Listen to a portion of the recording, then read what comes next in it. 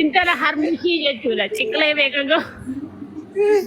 Ganni maal jette waan nuti dhiiji maal jette akka seenten intala gudeelcha qaqaa ilmoo gudeelcha dhuguma gudeelcha ilmoo qaqaa esee xallichi hudduu jala qalloo baddaa furdaa naashi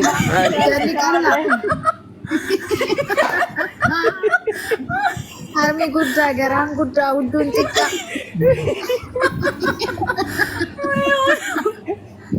Intala iji si aduree fakkaatu jaaduree ditariin kun waan nama geenye gaafa gammee argisiisan kaadumte lakkaa shishaanqillaa waan taateef akka footoo san jirti jette tigisti lukkoo gamu. Wallahi gaafa maal jette filtara godhattee raawwattee na dhaggeeffadhu haayaati na dhaggeeffadhu filtara godhattee raawwattee filtara godhattee taani normaaliin kiyya kana itti normaalii ishee godhu waan nuti hin beeknu normaalii fi fuula ishee qaqaaddamaan hin beeknu filtariidha filtarii normaalii kiyya kana itti normaalii kee miilana fillafiitii ba'e miilana fillafiitii ba'e kaleessa immoo kaameraa jalaa qaatti intalli sun fuuldura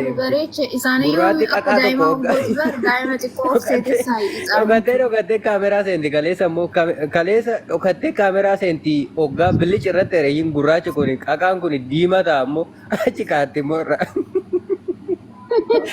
Kiyyaa tortortuu jechuudha kun kiyyaa jedhama maal jedhama. Fooniin kun fiilteraan qabudhani ayfoonidha waraabnan fillafiitii baate qaamaan godhe.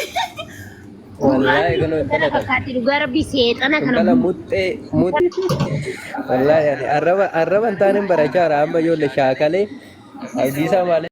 Ilmaan shukuxee. Oi, narra bilbilanii itti keenya gadi baasin jechaa jirti. Waggaa torba namni biyya namaa jiraate maa galee haadha fi abbaa isaa dubbisee deebuu Dubaayin dhufu. Komaan fidanii gadi baasaa. Warra irratti dawwaltan kun dhaqaatoo silkii san galcheedhaani ajammara. Amma waa'ee ishiin dubbatin jedhanii irratti dawwalu. Dhaqanii too silkii san galchin jedhanii ni dura. Dhaqaa silkii san galchisiisa.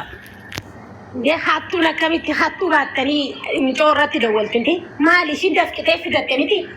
Dhugaa cubbuudha ishiin irra biyya arabaa keessa dalagdu mana haadhaan dalagdu. Dhaqaa hattuu teechan. Nama hattuu deeggara. Ijoolleen arsii baay'inaan intala kana jaalatan dhugaa dubbachuudhaaf waanuma jalla keessa galti jedhu yeroo baay'ee irratti jiru. Eeggate shawaadha jedhanii arrabsaa turanne. Noochaa fuudhee dabaaqula akkasii akkasii hin qabnu. Dullacha baranchi keessaa fuune maatii kun dullacha baranchi. Ijoollee teenya tuni ijoollee akkanatti afaan qabdi. Ani bari ijoollee teenya. Ganni dhumaa hojjeta. Ilgeenni gaafa tokko jechuudha mucaan Joordaan takka rakkatteedhanii guruubiin hidhanii haay jedhanii dadhaben nagara qabu didde. Intala warra dhiiraa malee waliin galchitu keessattuu dubartoota waliin galchitu dubartoota feemesii malee waliin galchitu dhiira malee waliin galchitu immoo. Sobdee raachuu gaafa taphachuudha jedhu raachuu sobdee raachuu nuu jennee dadhabe. Raachuu dhiisitoonni ijoolleen keenyaan asirraa irra itti duulutuun gaafa tuqamte lafa buqqisnanu kana bara.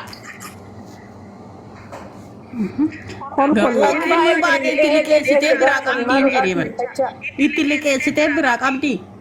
Kennuuti jeetti dawwaladhee naa kennettee lisee dhibba gujeetti dawwaltu naffartuun biyya giimii taphataa namatti hin dawwalanii. Indeessisuma godhatu malee namatti hin dawwalanii. Dhaggeeffadha intalli dhibbanti dawwaleetti. Dhaggeeffadhu gaafa intalli jechuudha. Asliin maal jedheen? Kootu gallii jedheen ishiin lakkaa silkuma kana hatuudhaaf ministeera mixayyoo furachuudhaaf biyya kana dhufte. Kootte deemee aslii? Sila asliitu caala intala kanaa ilma biyyaati. Ishiin anna barbaadee dhufte ijoollee kana. Wayin ijoolleen kun qaqqaaliidha babbareedduudha asirratti argitu naarriin argatti. Waan dharraateef hattu. Isin gifti to gammee fi tigisti addaan baasuu dhufte safuu cabsite akka sareetti gaanuudha deemtu ijoollee koruu dhufte ishiin maal hojiidha dhufte maalii jarana ijoolleen hojii dhumatu jira ni hojjettu. Ijoollee biyya tokkootiin araaramu tigistiifin eessumaan waliin gahan. Eessumaan waliin gahanii araaramu siilbaan. Sila asliin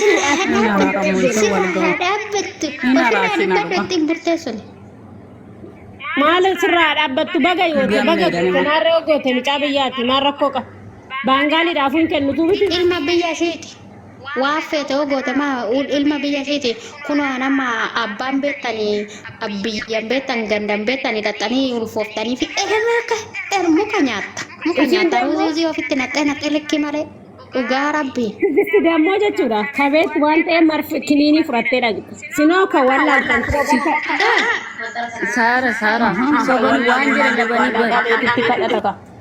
Meeqa seetan dikaalaa dhaleetoo gadi ba'uudhaa sodaatee gadi ba'eetu kadhachuudhaa sodaatee daandii irra taa'ee kadhatu. Miidiyaa irratti gabba'uu sodaatee. Ganda isaanii takka jettu lakkuu dhaltee biyya kana keessatti micaan barbaanne micaa isaaniitti ulfooftee irratti daarii qaba. Karannee jechuudha mana ijaasaa keessatti dhugaa rabbi birrii olitti birree galchite. Saamtu wanaaja. Kasimbeen. Dhugaa rabbi warra akkasitti birrii takka kan birrii takka soomanii. Kanaafuu amma tikistii isiin ollolanii taanee kan nu gube waa'ee qabbannee raggaasate waan beekuu qabdan warri koomentii. Mari'attee gootee jedhe warra akkanaa ittiin kennuunillee amma feete haa rakkattu. Uummata girrisaa sababni kun hundumti sababni ganniin keessan dhaqxee shakkamaa nu shakkaa jirru Dubaay keessa teesse ati eenyu qoyinaan dhaggeeffadhaa waan jettee falmattu ati eessaa jedheen falmattuu gaafate abdiin ati eessa jenne ani tuulamaa dhette warri tuulamaa meenatti duulaa ba'anii jedhee warri tuulamaa koo namatu nu jalaa du'e odoo kan keessanii lafa buqqistu waan hin argineen namarratti ragaa baatu. Mubarak musammaa maqaa balleessanii maaliif sababni isaanii hin argine odoo kan isaanii ta'anii naman teechisan maaliif gandummaan dhukkubsatu suntu gandummaa nu barsiisa kalaas nurree ganda qabna waan ta'eef ganda keenya bakka. Kijibduu wanaadha raa'u.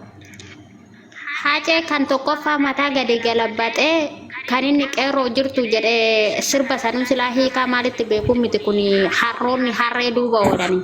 Kan inni qeerroo jirtu jedhe feerroo bittu jedhe haacee kan adda durummaadhaan mataa gadi galabbatee irraa dhiichisaa bahe kujjaan kun warra gumaati bar kallattii hundaa warra gumaati qabbanee qofarratti miti haa caalu hundeessaa kan nyaata isaanii saroota haadha amma immoo caalatti tartan galatoomii eenyudha maqaa ishee abboo.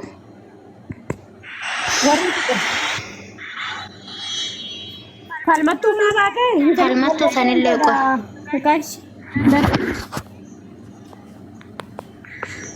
Natti golfaa jiran maata kubataa jala warri kobeetii jala ani dhimma laal gannati irraa hin dhimma qaba maata habdii dhiifama gaafatte intala luchee harmisii jechuudha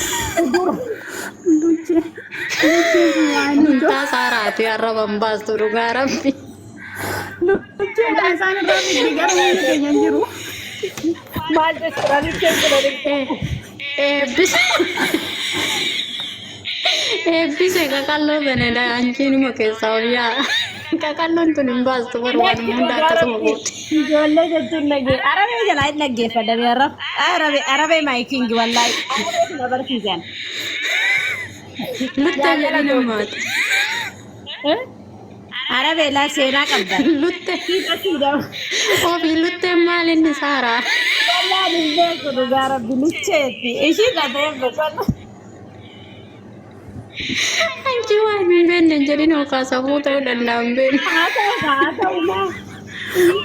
Beekne nama arrabsite gaaluchee jechuun jechuudha meenu barreessa. Dhugaa rabbi ani hin beeku. Dhugaa rabbi hin beeka. Warra arsii kana jedha. Isaan tun saawwan seenedhu. Luchee miti mishiin mutteedha. Kan warri arsii jedhu mutteedha. Mee barreessaa warri luchee beektan luchee. Kun irraa kaasuma ta'e qaqqabsine gadi taa'u dhugaa mataa gadi qabachuun nu miidhee jollattee kosii warra haadhaadha waliin.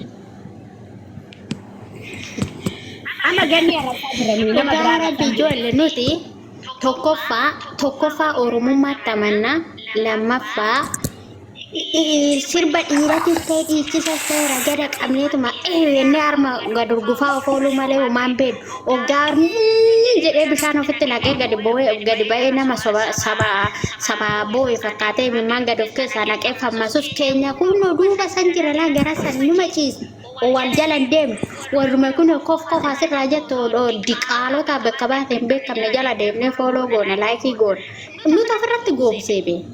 Rabbi nuti ofirratti goobsa akka lafti sanii jiru akka goobanuu jiru nuti jala deemee goota teenyadhaan tokkoffaa nuti jala deemee leenca teenyatti muddi jira itti cabsinaan falaxaa hudduu isiitti haa cabsu Gabreelini amma kan warra safuun deemu warra akka saree gaana kaastee nama koo siigale nama akka feemasiittis gargaaruu qabdu nama Oromoo ija tokko laal amma namicha Mubaarak Musamman kun nama gaarii silxee jedhu maqaa itti baasa Oromoo waan gargaaruuf jechuudha meeqa baasaniif ana akka sanaan akka Mubaarak Musamman kana bira dhaabbachuudha malee kun gantu sobanii maqaa Oromootiin namatti dhufu Oromoo kata'e maal nu gandatti nu galchee gandaan nu arrabsa namicha keessattu kun oggaadhaan nuti deebi'ee nu arrabsu kana anarreen ilkaan keessaa dhiittisa Gibir manu godhate nuti bari Oromoon horiisi yoo horiinis was bayani doktora jedhe doktora keenya jennaan doktora harreeti yoo isaanis jabbiinis as dhufte harreenis as dhufte ani barsiisa daawwatte barsiisaa keenya jennaan dhugaa rabbi keenyan jabeeffan kan ormaa garuu bee dhufnaani gaafa isaan hacee irratti duulan eenyutu gadi ba'ee isaa fuuldura dhaabbate gaafa isaa suuraa hacee gadi galabbatan eenyutu gadi ba'ee jawaar takkitti isaan qaban Jawar takkitti jawee keenya jedhudha. Qomaaxatti qubni takkittiin birqiidhaadhaan qomaaxota haadha raafaanatu falaxaa hojjuutti sin caccabsaa kana booda.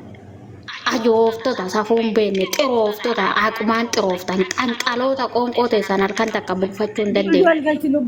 Jaldu deebifadhu. Jaldu maatu gadi baasan si deebisaati. Qabbannee raggaasa tirratti qalbiin hin jiru. Ni galte. Amma keechan dawalee nama isitti dawalee sintuu qabbannee raggaasatti dhugaan intallittiin kaleessa fiddanii biyya Imaaraatii keessatti gaabbasaa turte sinirraa nyaatte sinitti tartee jirti deemaa hin jedhaan qol ilaa kun waan jedhu harree deemi harree duuba waliin maati warra harreetti gaanaa oolu sini saroota haadharaa. Isi ofin boottu kun ofiisaatu guutti guddina isaanii kanne. Samoona gurbaa gurraachi raachuu arrabsu sana gadi ba'ee isaan arrabsinaan amantaa keenya arrabsite jedhanii nu arrabsite jedhanii warra takka takkatu jira moo dubaroo takka keenya jala kan kaaddu ababaa takka takkatti darbattee tooyi mana isaanii seentee achi keessatti wanyuu ishee ofirraa gad dhangalaasatii kan ooltutu jira. Viidiyoo isaanii ilaalanii hoggaasaaf viidiyoo baafaa shamarroota keenya. Isaantu jedha nama nu arrabsite ganda keenya arrabsite bagaan arrabse ammayyuu ganda koo arrabsinaan ittan cabsa falaxaan hudduu ishiititti cabsa eenyu ishiitu sodaadhu warra wal beekunis ta'e warra wal hin beeknen jechuudha. Qirooftonni tun eebbisee maaltu jira seete namni gaafa Oromummaa si himatee asiin ganda keessi arrabsu dura ganda keessi kabaje waliin Oromummaa kee himata. Oromummaa har'a kasii kenna boru namni sirraa fudhatu hin jiru.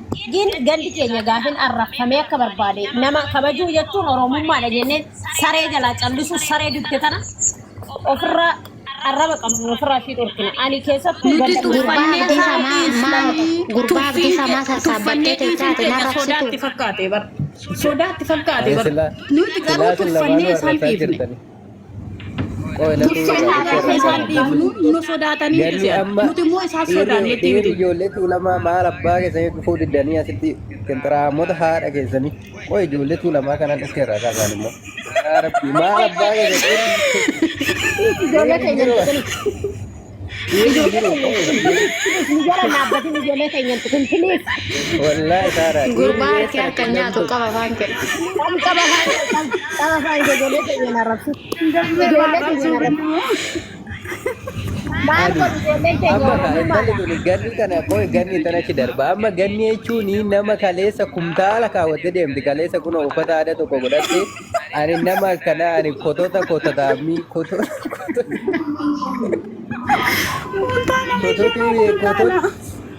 kotot ልጅ ነው ማለት ነው በቃ ይሄ ማለት በአማርኛ እኔ በአማርኛ ነው አሁን በአማርኛ ነው ኮቶታም የኮቶቱ ሳገታ ልጅ የቦቲ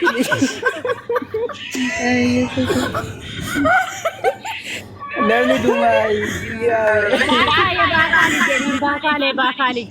qoy namni Dubaay biyya akkati beekamtuu biyya Imaaraatii addunyaarraa sadarkaa qabattee jirtu naachtu bada kanallee jedhu garuu akkamitti bootidhaan dhufti bootidhaan akkamitti dhuftee immoo asitti sobdeet ilaa dhugaa rabbi kun wannoo jechuudha.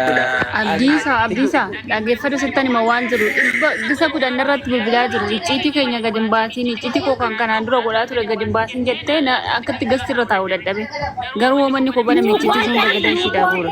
Nuukootanii jalduu qabatu ijoollee maaliif ifama gaafattee maal argitee baruu qabna nuyi.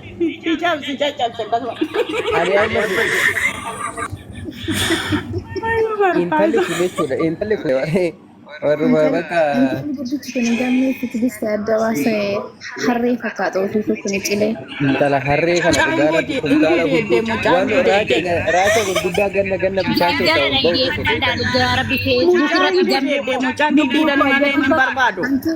Hantuuta bishaan keessa bahu fakkaata fuulisheeyyuu. hantuuta miti raachi tokko jira raachi gurguddaan tokko udduu jala qallatee gara tokko rabbi kun raachi sani raachi wasa fakkaate raachi sun gurguddaa tokko ganna gidee tokko nan arga naannoo keenyatti udduu jalli qalloo takka garaan isaa immoo amma wayii gaa isiin intalli kun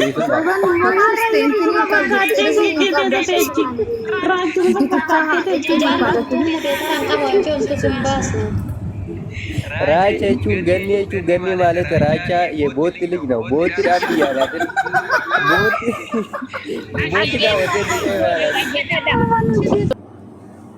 ijoolleen teenya qabannee akka hojjeestanii namni tokko ani gaasa nu jaluman taa'e malee lizee takkitti taa'u ishii godhee akkas godhadhee tam jiimi irraa kanan argadhu biyya gala minaamina jedhu sagalee dammoo አባይ አዲስ ቀለበም ያለች ወላሂ ወደተኛ ijoolleen teenya gizee akka Mukatti cabsa.